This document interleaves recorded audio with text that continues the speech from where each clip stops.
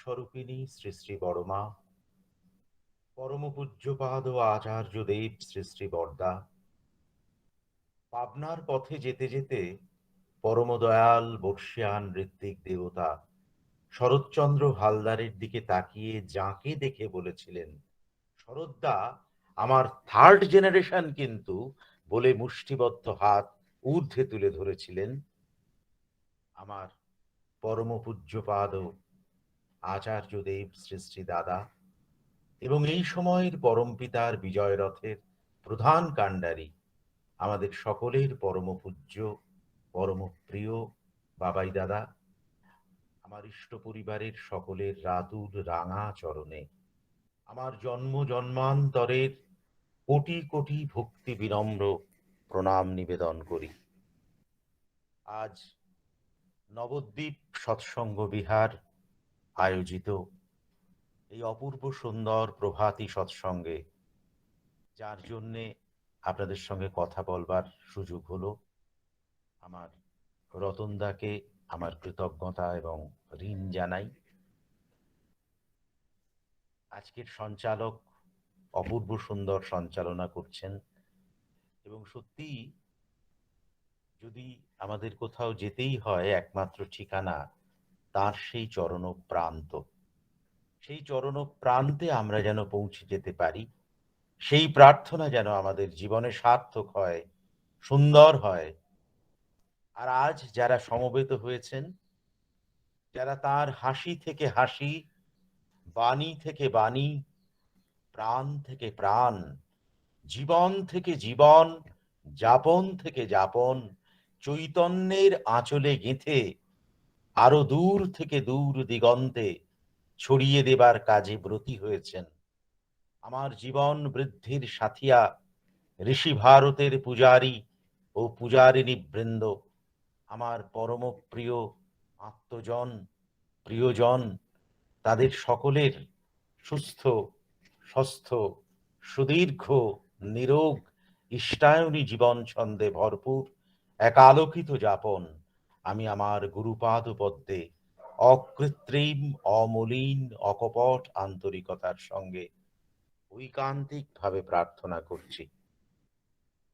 নবদ্বীপ ধামে তার কথা বলা একটা আশ্চর্য সুন্দর অভিজ্ঞতা, কারণ এই নবদ্বীপ আমার মহাপ্রভুর জন্মভূমি।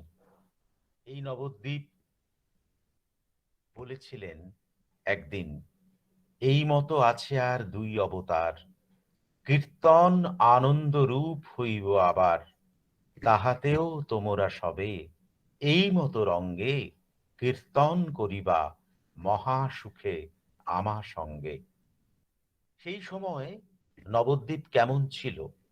বৃন্দাবন দাসের চৈতন্য ভাগবতে তিনি খুব সুন্দর করে লিখছেন যে ধর্মকর্ম লোক সবে এইমাত্র জানে, মঙ্গল চণ্ডীর গীত করে জাগরণে, দম্ভ করি বিশ্বহরি পূজে কোন জন, পুত্তলি পূজয়ে কেহ দিয়া বহু ধন। এই নবদ্বীপ তাকে ধরে রাখতে পারেনি, তাই নবদ্বীপ ছেড়ে জীবনের শেষ 18টি বছর তাকে পুরীধামে কাটাতে হয়েছে। ঠিক যেমন কামারপুকুর থেকে কলকাতায় আর এক অবতার পুরুষ যাত্রা করেছিলেন, ঠিক যেমন হিমায়তপুর থেকে চলে আসতে হয়েছিল পূর্ণাবতারকে দেওঘরে, মক্কা থেকে মদিনায়, জেরুজালেম থেকে বেথলেহেম, সেই বৃন্দাবন থেকে মথুরা কিংবা দ্বারকা, এই যাত্রা বারবার আমরা দেখেছি মানুষের কল্যাণের জন্যে, জগতের কল্যাণের জন্যে হৃৎপিণ্ড নিংড়ে তারা অমরতা এনে দেন, কিন্তু তারপরেও তাকে আমরা বুঝতে ভুল করি।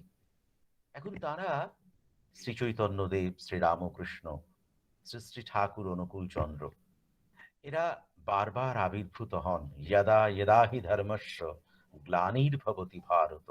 গ্লানি সেই জায়গাতেই আসে, ধর্ম যখন মিলনের সেতু না হয়ে বিভেদের হেতু হয়ে দাঁড়ায়, যখন দেখা যাচ্ছে ধর্মকে কেন্দ্র করে ক্রুসেড ঘটে যাচ্ছে, তখন মানুষকে প্রকৃত পথ দেখাবার জন্যে তাদের বারবার আবির্ভাব।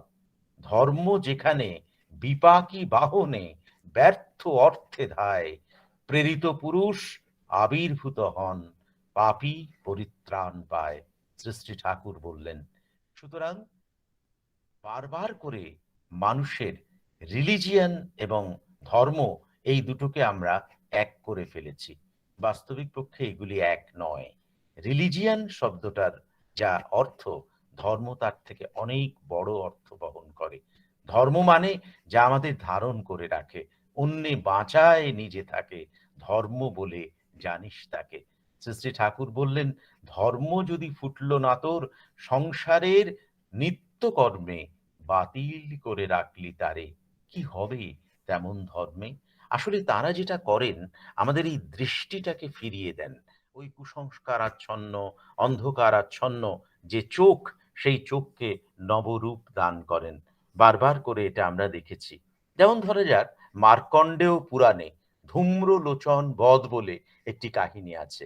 আমাদের পুরাণ, আমাদের সেই সময়কার প্রাগৈতিহাসিক লেখাগুলি অনেক ক্ষেত্রেই অলৌকিকতা, অবাস্তবতা, অনেক ক্ষেত্রে আজগুবি ইত্যাদি দিয়ে কিন্তু আচ্ছন্ন। সেখানে এসে তারা একটা নতুন ভিশন দেন, অর্থাৎ দেখার দৃষ্টিটাকে বদলে দেন। কেমন করে দেখতে হবে সেই কাহিনীগুলিকে। যদি ধরা যাক এই সময় থেকে একটু ভাবার চেষ্টা করি, তাহলে জগন্নাথ দেবের আমরা স্নান যাত্রা হয়ে গেছে, এবার একটু একটু করে আমরা রথযাত্রার দিকে যাচ্ছি। আর কদিন আগেই খুব সাড়ম্বরে ৩-৪ দিন ধরে অম্বুবাচী পালিত হলো। এই যে ধর্মের যে লোকগাথা বা রিচুয়ালস, তার মধ্যে সত্যিই কি কোনো বিজ্ঞান আছে? ধর্ম কিন্তু মূর্ত বিজ্ঞান। আমার ঠাকুর ছিলেন মূর্ত বিজ্ঞান। আর সেই মূর্ত বিজ্ঞানের উদ্গাতা আমার আচার্য পরম্পরা, তারাও কিন্তু ঠিক একইভাবে কথা বলেন। এইভাবেই তারা বলেন। আমার পূজনীয় বাবাই দাদার বক্তব্য আপনারা শুনবেন, ইষ্ট প্রসঙ্গে তিনি বলছেন, যদি মনে করেন এর মধ্যে কোনো যুক্তি আছে, বিজ্ঞান আছে, তবেই এটা গ্রহণ করবেন। না হলে কিন্তু গ্রহণ করার কোনো প্রয়োজন নেই। এটা বলবার জন্যে অনেক বড় বুক লাগে, আকাশের চাইতেও বিশাল হৃদয় লাগে, সমুদ্রের চাইতেও অতল গভীরতা লাগে। এবং সেই বাণী আমাদের সংগ্রামে সাহস যোগায়, আমাদের ঐশ্বর্যে সংযত করে এবং শোকে সান্ত্বনা দেয়। কালীষষ্ঠীমা ঠাকুরের অসুস্থতার অজুহাতে তাকে প্রায় না বলেই চলে গিয়েছিলেন সোজা একেবারে পুরীধামে। তিনি ফিরে আসার পর সব বর্ণনা শোনার পরে দয়াল বলেছিলেন, জীবননাথকে হেলায় ফেলে জগন্নাথকে দেখতে গেলি, জীবননাথই যে জগন্নাথ অহংকারে না দেখতে পেলি। শ্রী শ্রী ঠাকুর ভারী সুন্দর করে এই জগন্নাথ দেবের অন্তর্নিহিত যে অর্থ, সেটা ব্যাখ্যা করেছেন। কদিন পরেই আমরা রথযাত্রার মধ্যে যাব। রথযাত্রা আসলে সময়ের চাকা। রথের চাকা মানে সময়ের চাকা, যে কালের চক্র বক্র গতিতে ঘুরিতেছে অবিরত। আজ দেখি যারা কালের শীর্ষে, কাল তারা পদানত। বারবার করে কবি যেটা বলছেন, সেই চক্রকে এবং সেই রশিকে, অর্থাৎ তার আদর্শ অনুসরণের যে রশি, আদর্শ অনুসরণেরই নাম ওই দড়িটাকে বহন করা।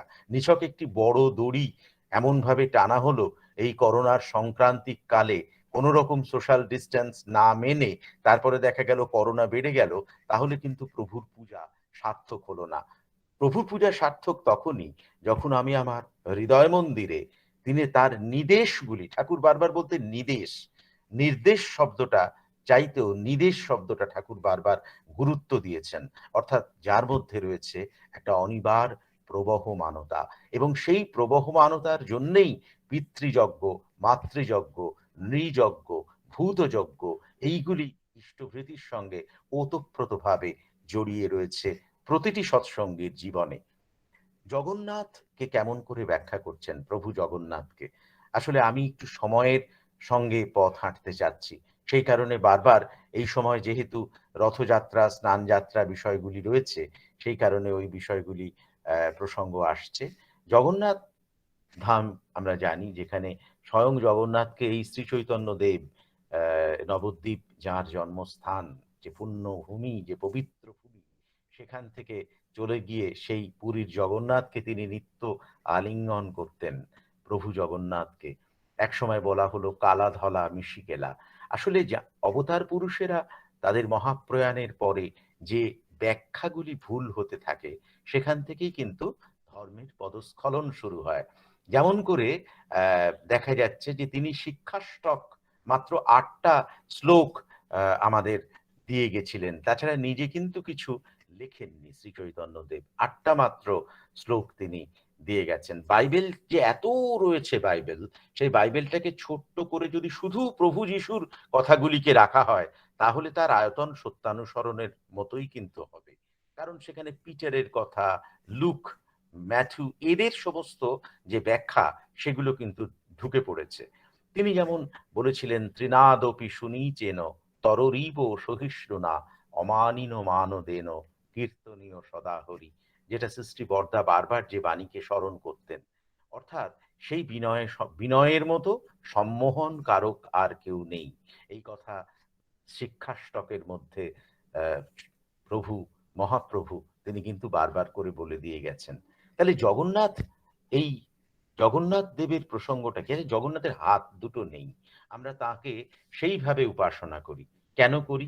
কারণ জগন্নাথের হাত নেই, তার মানে তিনি কাউকে ধরেন না, তাকে ধরতে হয়। জগন্নাথ যিনি, ঈশ্বর যিনি, তিনিই হলেন বিধি। বিধিকে বাদ দিয়ে বিধির বিধান কখনো চলে না। আর বিধান আমাদের ক্ষমা করে না, বিধি যদিও বা ক্ষমা করেন। তাই শ্রী ঠাকুর বললেন কৃপা মানে করে পাওয়া, বা শ্রীরামকৃষ্ণ বললেন কৃপা বাতাস তো বইছেই, তুই পাল তুলে দে না। এখন এইভাবে পরমপিতার অজচ্ছল আশিস ধারা আমার উপরে বর্ষিত হচ্ছে। তোমার আশীর্বাদে ঝর্ণা নামুক এই ধরণী তলে, এ ধরা ভরে উঠুক পারিজাতের শুভ্র পরিমলে। আমি যদি পাত্রটা সোজা করে না রেখে উল্টো করে রাখি, তাহলে কি হবে? ওই জলগুলো পড়ে ছড়িয়ে যাবে। সেই কারণে তার আশীর্বাদকে গ্রহণ করার মতন মানসিকতা বা আমার অন্তশ্চর্যা, আমার ক্লেশ সুখপ্রিয়তা, তপশ্চর্যা, সাধন ভজনকে গড়ে তুলতে পারছি কিনা, সেটা কিন্তু খুব গুরুত্বপূর্ণ। শ্রী ঠাকুর বারবার তাই হনুমানের বাচ্চার উদাহরণ দিতেন। সে কখনো তার মাকে ছেড়ে দেয় না, আঁকড়ে পাকড়ে সপটে ওতপ্রোতভাবে জড়িয়ে থাকে। তাই ওরকম প্রাণবন্ত ভরন্ত তার জীবন। এই ছাদ থেকে ওই ছাদের কার্নিশে, কখনো এই ডাল থেকে সেই ডালে মা ঝাঁপিয়ে পড়ছে, সন্তান কিন্তু একেবারে জাপটে রেখেছে মাকে, কখনো ছেড়ে দেননি। ঠাকুর বলতেন যে আমি যদি আমার ঈশ্বরকে ওইভাবে জাপটে ধরতে পারি, তাহলে কিন্তু আমার জীবনে আর কোনো কিছু নিয়ে ভাবতে হবে না, সবকিছু স্বাভাবিকভাবেই হয়ে যাবে। আর বেড়ালের বাচ্চা, তার কথা বলতেন শ্রীরামকৃষ্ণদেব, সেও কিন্তু মা যেখানে রাখে তাতেই রাজি।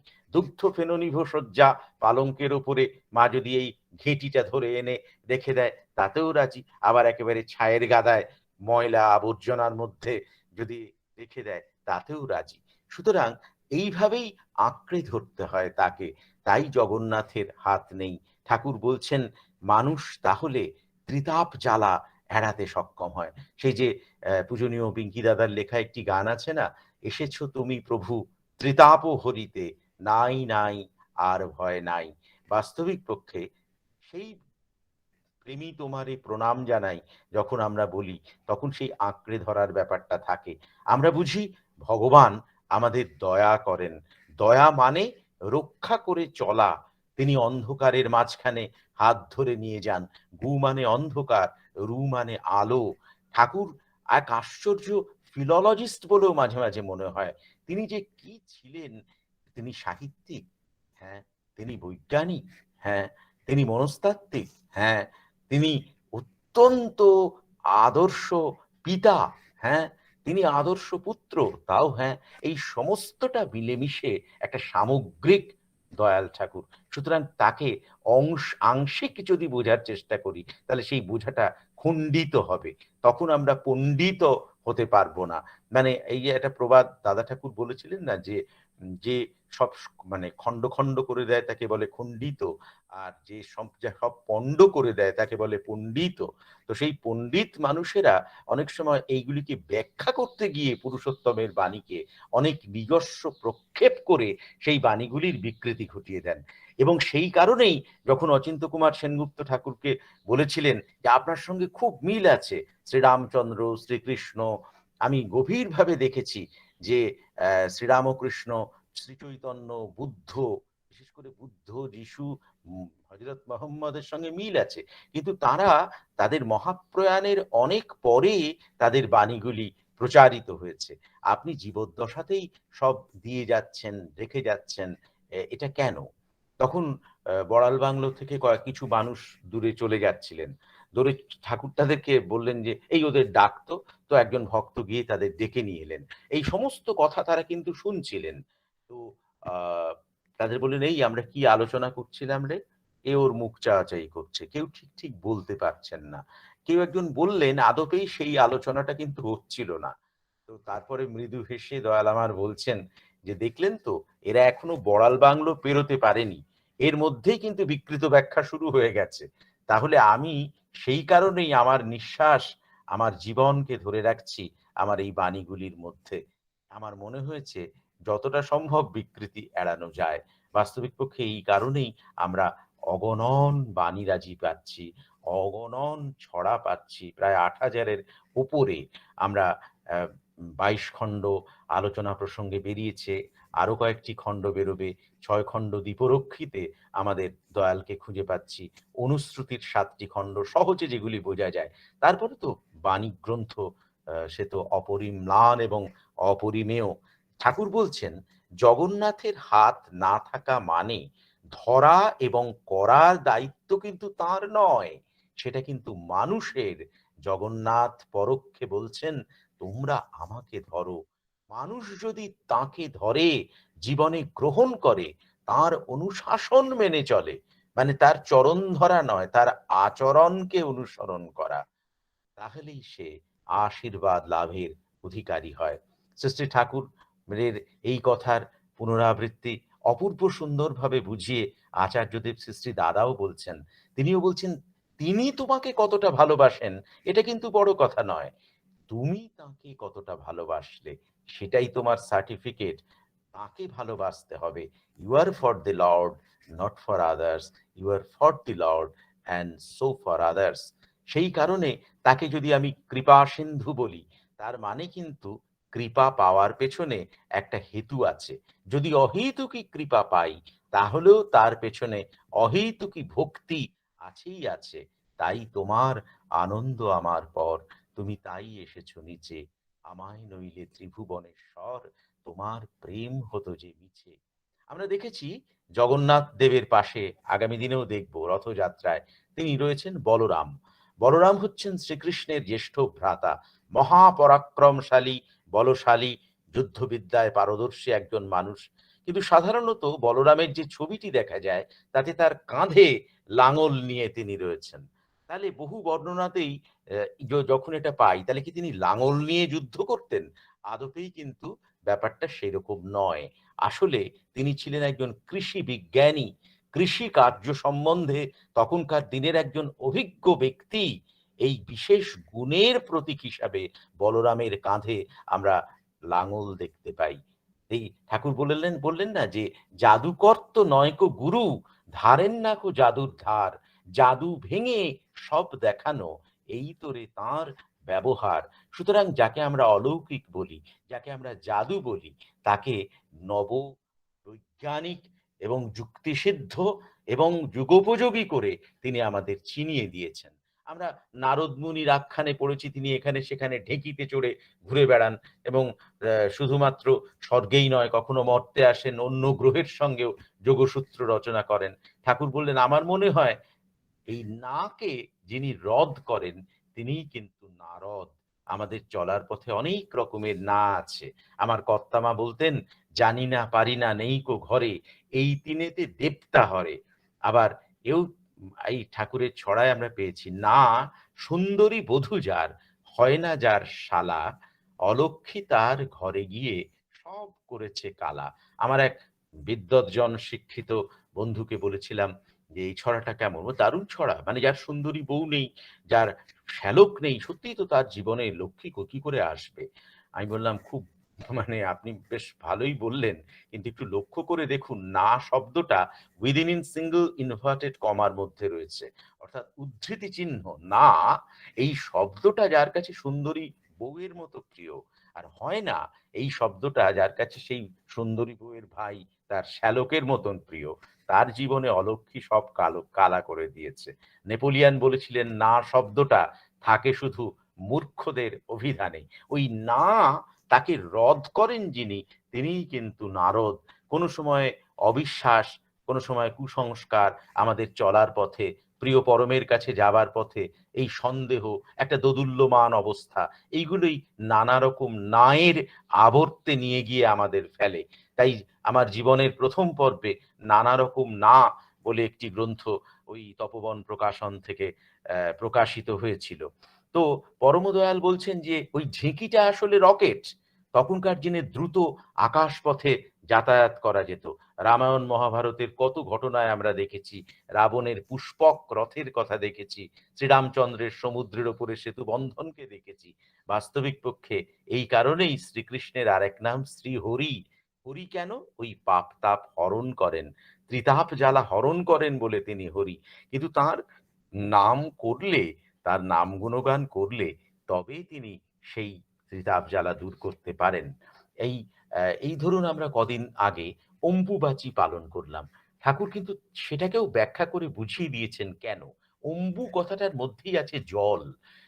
জল পূজনীয় অবিন্দাদা যে জল দূষণ সেইটাকে কি সুন্দর ব্যাখ্যা করেছিলেন যে, এই যে আমরা যে বলি না যে কালীয় নাগ দমন, তাহলে কি কালী মানে ওই কালীয় নাগ মানে ওই সাপটার মাথায় উঠে শ্রীকৃষ্ণ নৃত্য করেছিলেন? ব্যাপারটা ঠিক সেরকম নয়। ওই যে বিষে বিষিয়ে যাচ্ছিল যে জল, যমুনার জল, তাকে তিনি কোনোভাবে ওয়াটার পিউরিফিকেশন এর ব্যবস্থা করেছিলেন।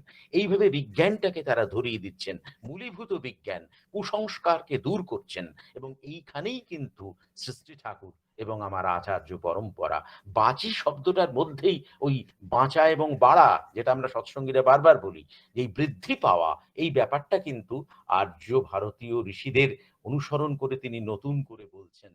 তারা অনুভব করতে চেয়েছিলেন নারী যেমন ঋতুমতী হন, রজস্বলা হন, এই পার্থিব উষা প্রকৃতি ঠিক তেমনি করে বছরে একবার রজস্বলা হন। তাই প্রকৃতি, পরিবেশ তাকে তারা বারবার সংরক্ষণ করতে চান। জল যখন কমে যেতে লাগলো, সৎসঙ্গ দেওঘরে আমার পূজ্যপাদ ও বাবাই দাদা কি অসম্ভব সুন্দর করে রিজার্ভার তৈরি করলেন এবং সেটা স্বীকৃতিও পেয়েছে বহু মানুষের কাছে। হ্যাঁ?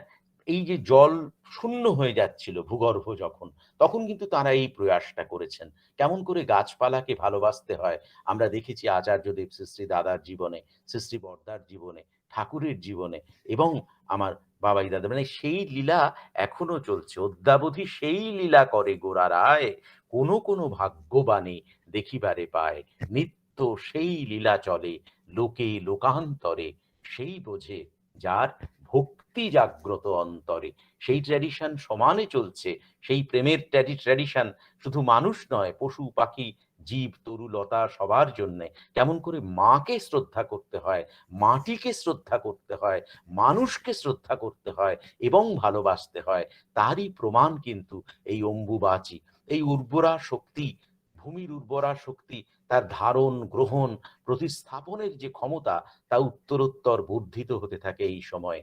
তাই এই বিষয়কে ঠাকুর বলতেন, মা, ম্যাটার এবং মাটি, আমি এদের আলাদা করে ভাবতে পারি না। সুতরাং একটা অভূতপূর্ব, একটা অচ্ছেদ্য সম্পর্ককে তিনি বিভিন্ন প্রসঙ্গে বলেছেন। তিনি বলতেন এই যে মা, এই মা আমাদের পরিমাপন করে দেন।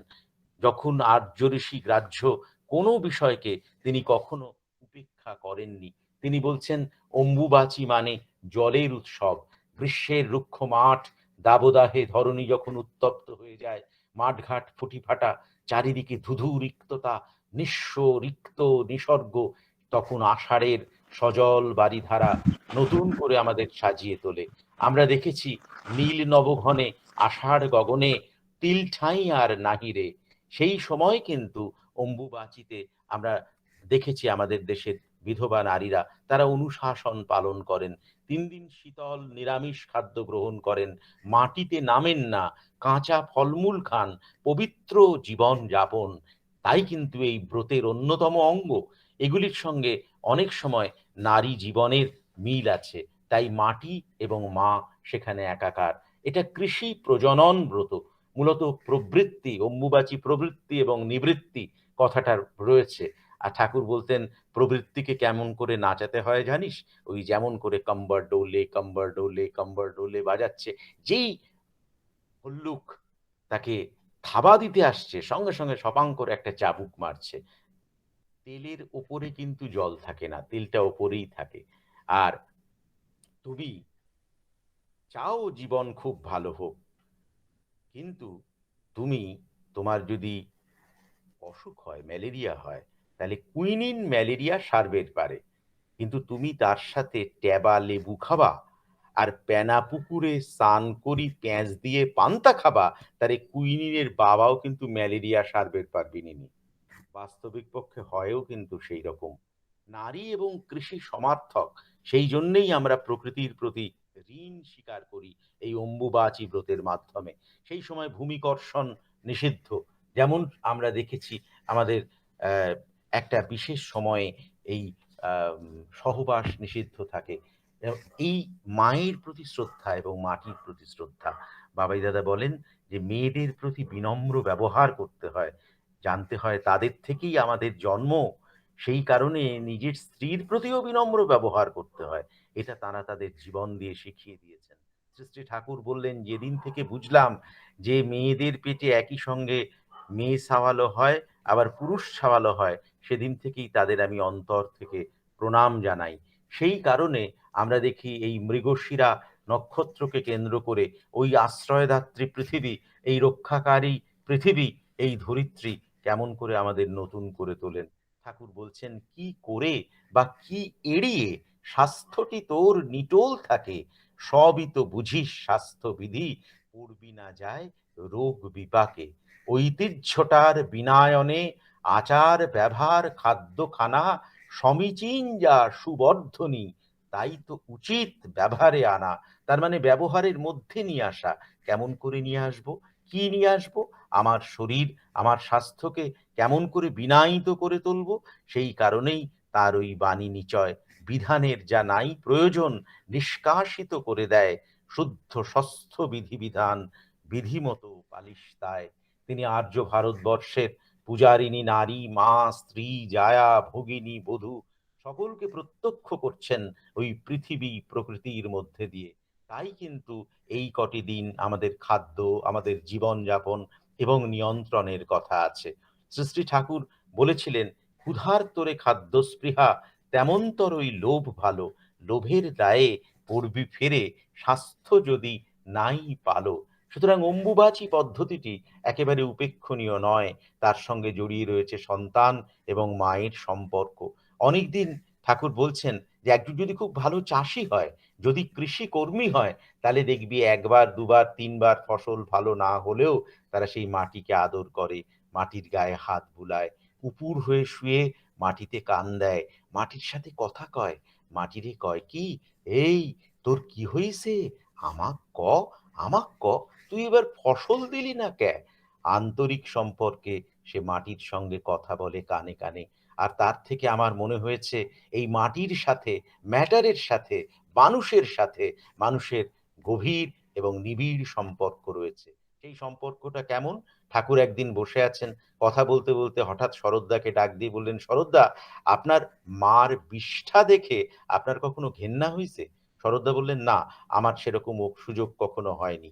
চুনিলাল রায়চৌধুরী আমাদের সেই সময়ের জয়েন্ট সেক্রেটারি, তাকে ডাক দিয়ে বললেন, এই তোর কখনো মায়ের গু দেখে ঘেন্না হয়েছে? তিনিও বললেন, না, আমার ঠিক সেরম অভিজ্ঞতা নেই। ঠাকুর বলছেন, আমার মা যখন অসুস্থ হয়ে কলকাতায় আসলেন, আমি দুই হাতে মায়ের বিষ্ঠা কাচায় দিছি, আমার একটুও ঘেন্না হয়নি। মায়ের কোলেই তো ভগবানের জন্ম হয়। আমি তাই দেখেছি গভীর টান আমরা নিষ্ঠা, প্রীতি এবং আনুগত্য দিয়ে তাকে গ্রহণ করতে। এই যে বিপত্তারিণী ব্রত এই সময়টায় পালিত হয়, সত্যি কি বিপদ থেকে ত্রাণ পেয়েছি? না বোধহয়। আমরা অনেক সময় একটি লাল সুতো বেঁধে রাখি। ওইভাবেই একদিন বাবাই দাদার কাছে গিয়ে একজন বলছেন, "আপনি আমাকে কিছু আ আশীর্বাদ দিন।" তিনি তখন বললেন, "হাতে ওটা কি?" বলল, "এটা বিপদ থেকে ত্রাণ করে।" বলে, "ওই তো তাহলে ওখান থেকেই বিপদ ত্রাণ হয়ে যায়। আমার কাছে আসার আর দরকার নেই।" দেখুন সার্কাসের ক্লাউনের মতন হবেন না। জোকার কি করে? এই একবার ডান দিকে পড়ে, একবার বাঁদিকে পড়ে বারের খেলায়। কিছুতেই জীবনে ঠিকভাবে দাঁড়াতে পারে না। তা যদি হয় তাহলে এককে নিয়ে চলতে হয়। আমি সেইরকম ভাবেই চলার চেষ্টা করি। এইভাবে যুক্তিকে অন্বেষণ করে তারা নতুন করে জীবনকে দেখেছেন। দেখেছেন মাকে। ঠাকুর বলেছেন, "এই তোরা তোরা মায়ের কাছে মার খাইছিস? এই তোরা বাপের হাতে ধমক খাইছিস বাপের কাছে?" কেউ বলছেন, "হ্যাঁ ঠাকুর খেয়েছি।" কেউ বলছেন, "না ঠাকুর সেরকম তো কোনো অভিজ্ঞতা হয়নি।" তো ঠাকুর বলছেন, "যারা মায়ের হাতে মার খায় নাই, যারা বাপের কাছে ধমক খায় নাই, উয়ে ঘরের সাবাল-পাবাল গো আমার ভারী হতভাগা বলি মনে হয়। আর যারা মায়ের কাছে মার খাইছে, বাপের কাছে ধমক খাইছে, আমার মনে হয় তাদের খুব ভাগ্য। মা আমারে খুব মারতেন। কান কখনো টেনে ছিঁড়ে ফেলে দিতেন। কিন্তু আমি মাকে কখনো ছাড়তাম না। বুঝলি? তো সেদিন তো মা আমারে তাড়া করছেন চেলাকাঠ নিয়ে। আমিও খাল পেরিয়ে দৌড় মারছি। দৌড় আর দৌড়। আমিও দৌড়াই, মাও দৌড়ায়। মাও দৌড়ায়, আমিও দৌড়াই। তো পাশে খাঁড়ি পদ্মা। ঝাঁপায় পড়ছি পদ্মায়। আর ভাবতেছি কি যে পদ্মায় ঝাঁপায় পড়লি পরে মা আমারে ধরবির পারবেনি না। ওমা! দেখি পদ্মায় মাও ঝাঁপায় পড়ছে। এবার ভাবলাম ডুব সাঁতার দিই। ডুব সাঁতার দিলি পরি মা আমারে ধরবির পারবেনি না। ওমা সেইখানেও মা হাজির। হঠাৎ দেখি মা আমার হাঁপাচ্ছে। হা, হা, হা এরম করি হাঁপাচ্ছে। তো আমার খুব কষ্ট হলো। আমি দাঁড়ায় পড়লাম। মা আমার কাছে এসে কয় কি, "এই পলায় গেলি না কে? তুই তো পলাতে পারতিস।" আমি মারে কই, "মা, মা তোর যে বড় কষ্ট হচ্ছে মা, তোর কষ্ট যে আমার সহ্য হয় না মা, মার।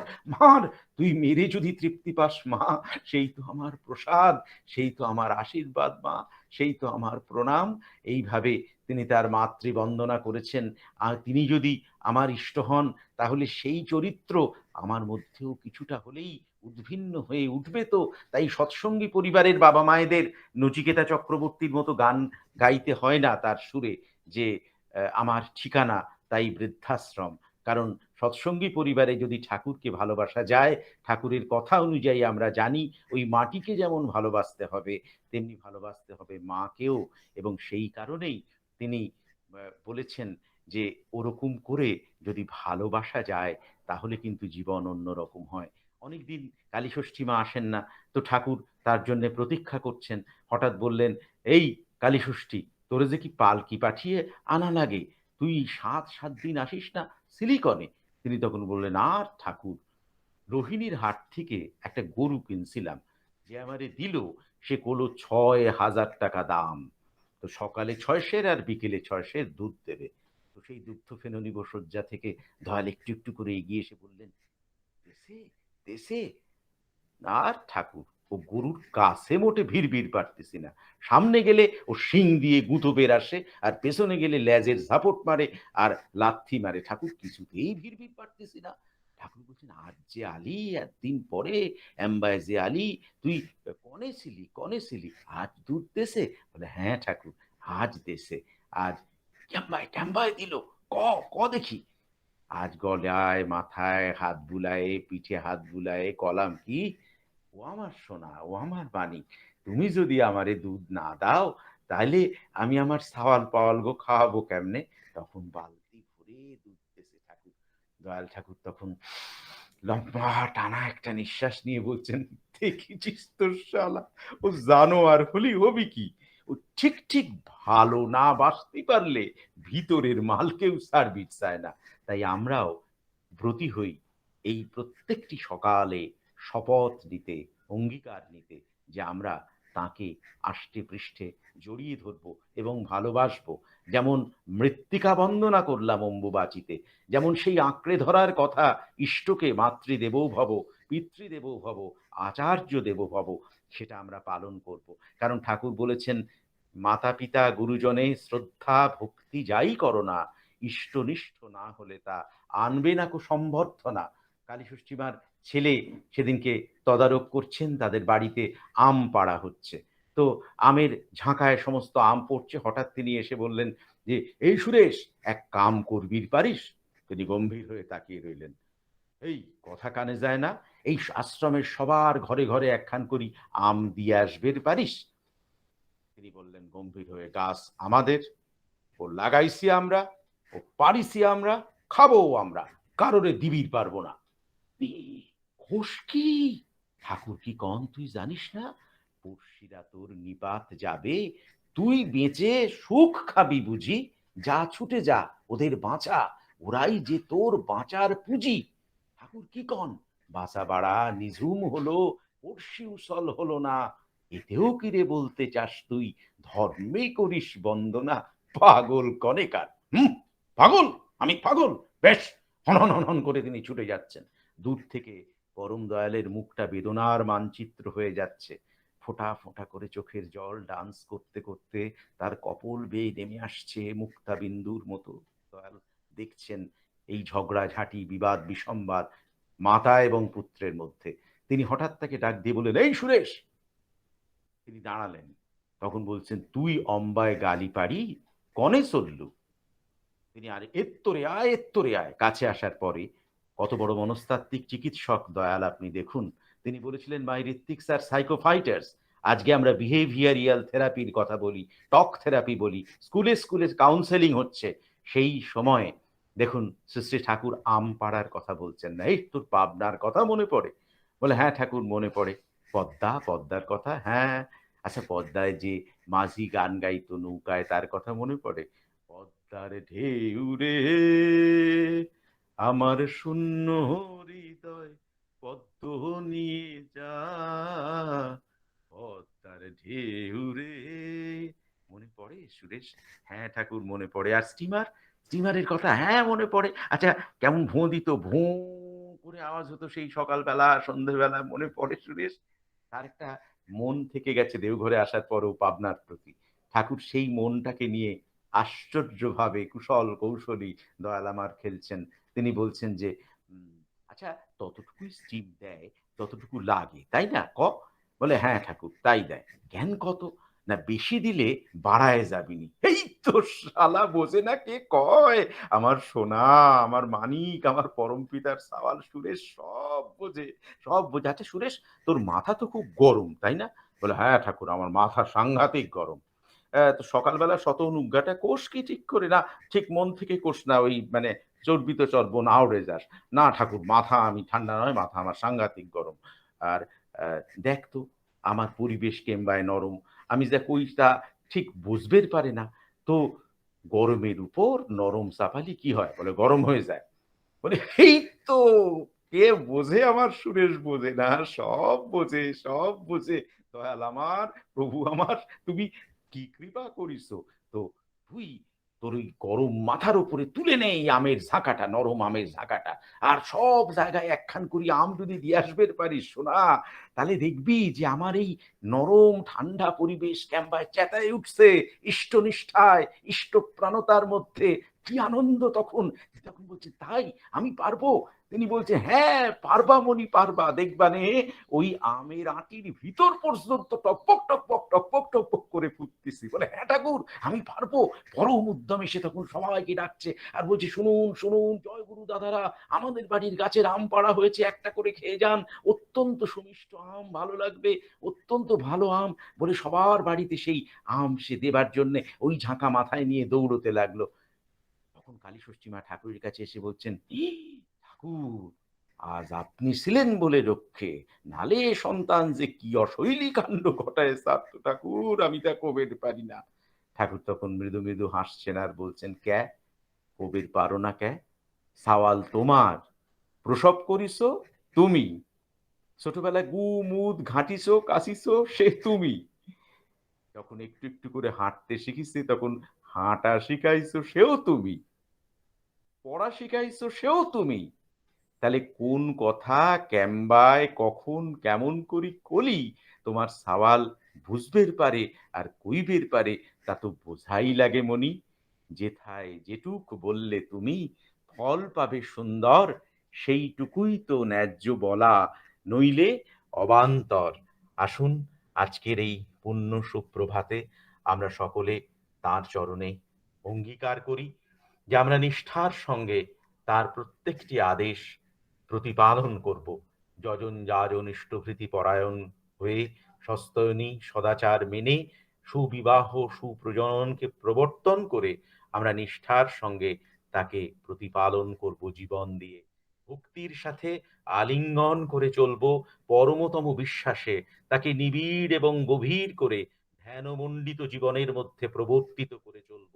তাহলেই তাঁর শক্তি আমাদের মধ্যে ক্রিয়াশীল হবে, তাঁর উপস্থিতি আমাদের মধ্যে অনুভূত হবে, আমার আচার্য পরম্পরার আদেশ প্রতিপালিত হবে। সংকটে সমস্যায় জীবনের প্রত্যেকটি ওঠা পড়ায় সুযোগে দুর্যোগে তার সঠিক পথ অনুধাবন আমরা করতে পারবো। আপনাদের প্রত্যেকের দীর্ঘ, নিরোগ, সুস্থ, সুন্দর, সামগ্রিক ইষ্টময় জীবন আমি আমার গুরুপাদ পদ্মে আর একবার নিবেদন করি। আপনারা সবাই ভালো থাকবেন। আমরা মনে মনে বলবো, তোমার কাছে আরাম চেয়ে পেলেম শুধু লজ্জা। এবার সকল অঙ্গ ছেয়ে পরাও রণসজ্জা। ব্যাঘাত আসুক নব নব, আঘাত খেয়ে অচল রব। বক্ষে আমার দুঃখে তব